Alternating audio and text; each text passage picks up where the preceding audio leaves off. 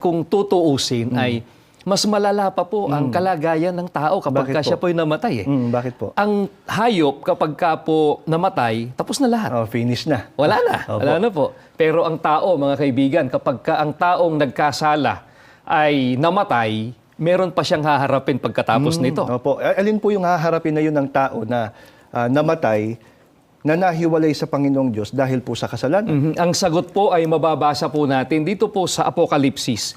Sa 20:14, ang pahayag naman po ng banal na kasulatan ay ganito.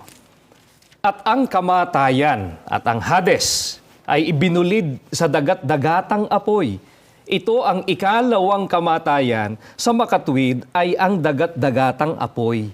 Mga kaibigan, kaya po namin nasabi na mas mahirap, Opo. mas matindi pa, Mas malala pa. mas malala pa ang kalagayan ng taong nagkasala. Kaya kung paanong sinabi kanina na parehong wala ng kabuluhan ng tao at ang hayop kapag ka namatay na, lalong walang kabuluhan ng tao, kapatid na Dan, kapag ka siya naibulid na dun sa dagat-dagatang Tama po. apoy dahil po sa kasalanan.